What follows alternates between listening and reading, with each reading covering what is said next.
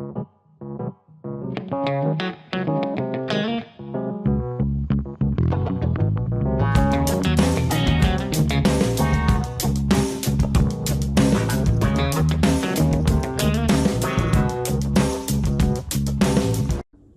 guys, welcome back to TV Spoilers.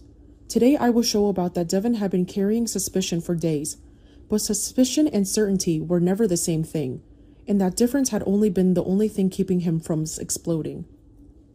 He had tried to hold himself together with reason, with restraint, with the kind of discipline that comes from knowing anger can destroy the truth as quickly as lies can hide it. Yet the longer Lily remained out of reach, the more every unanswered call, every broken pattern, every odd move around him started to feel less like coincidence and more like design.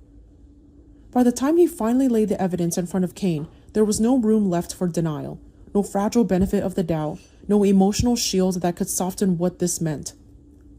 In Devon's mind, the pieces had locked into place with a brutal clarity.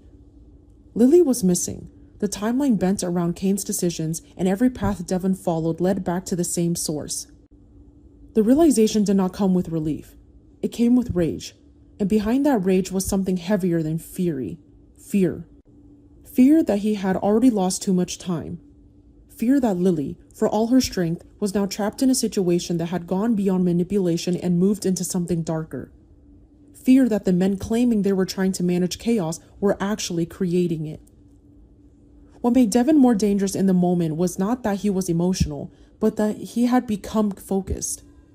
He was not lashing out blindly. He was done being maneuvered. Kane, who had always known how to shift the tone of a room, how to sound practical when everyone else sounded panicked, now faced the one version of Devon he could not redirect. A brother who believed his sister had been taken from her life and who had proof strong enough to turn grief into accusation. Devon did not need to raise his voice to make the moment threatening. The evidence itself was enough. The sequence of actions, the timing, the hidden connections, the patterns of evasions, it all formed a narrative that pointed toward responsibility, and Devon pushed that narrative directly into Kane's face with no intention of retreating. The accusation was not vague. It was precise. Kane was responsible for Lily's disappearance. Whether he had orchestrated every detail or only triggered a chain he could no longer control did not matter to Devon anymore. The damage had already been done. Lily was gone. The fact stood in the room like a wound. Kane, for his part, was not facing a simple confrontation. He was standing inside the collapse of his own strategy. Whatever he had told himself before, whatever logic he had used to justify secrecy, pressure, or interference, was now stripped of context and judged solely by consequences. Devon's anger forced Kane into a corner where intent no longer mattered as much as outcome, and Kane knew it. That was the real suffocation of the moment. He could argue nuance, timing, motive, necessity, but none of it could erase the central image burning in everyone's mind. Lily missing. Devon furious, the family destabilized, and Kane at the center of the storm. The more he tried to control, the more his silence looked like guilt. The more he tried to explain, the more it risked exposing things he had not wanted to expose. He was trapped between two different disasters, admitting too much and admitting too little, and that tension made him look exactly like the man Devon was accusing him of being. Devon's anger was not simply protective instinct. It was also guilt turning inward and then outward. Deep down, he hated that he had not seen it sooner. He hated that he had allowed confusion and half-truths to keep him passive while Lily's situation grew more dangerous. That self-reproach sharpened every word he directed at Kane. This was not just a brother demanding answers. This was a man trying to make up for lost time by forcing the truth into the open all at once. The emotional pressure inside him had become almost unbearable because each new clue felt like proof not only of Kane's involvement, but of Devon's own delay. In soap opera worlds, betrayal is always personal, but this betrayal cut deeper because it touched family, safety, and timing.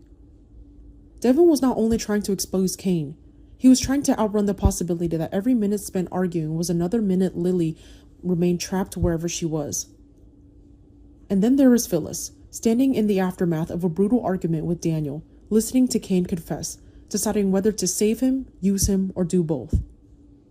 That emotional crossroads is what gives the arc its final edge. Phyllis is at her most compelling when her instincts are both understandable and dangerous. She wants relevance, leverage, and a way back to some version of control after Daniel's rejection. Kane offers her exactly that, but at a price. If she negotiates with him, she enters the same moral fog that is already suffocating everyone around Lily. If she refuses, she loses influence at the exact moment she feels most powerless. There is no clean choice, which is exactly why the beat works. In soap opera storytelling, the best scenes are rarely about whether someone is innocent or guilty. They are about what a person is willing to become when fear and opportunity arrive together. What stays with me most in this storyline is not only the mystery around Lily, but the emotional pattern underneath it. People who claim they are protecting family while slowly tearing trust apart from the inside. That is why Devon's fury feels so earned and why Phyllis's involvement feels so risky. One side is trying to drag truth into daylight before it is too late. The other side is still negotiating with shadows. And as a viewer, that contrast is exactly what makes the week feel so tense and addictive, because you can sense the moment coming when all these private calculations will collide in public, and when they do, nobody is going to walk away unchanged. On our TV Spoilers channel, I always seek content inspiration for each video by compiling short video clips to analyze and offer my personal opinions. This channel specializes in analyzing, theorizing, and discussing plot points in the Young and the Restless series from the perspective of a longtime fan. Through this, viewers can gain deeper, more objective, and more interesting perspectives. Subscribe to the channel to stay updated on the latest news about the Young and the Restless series.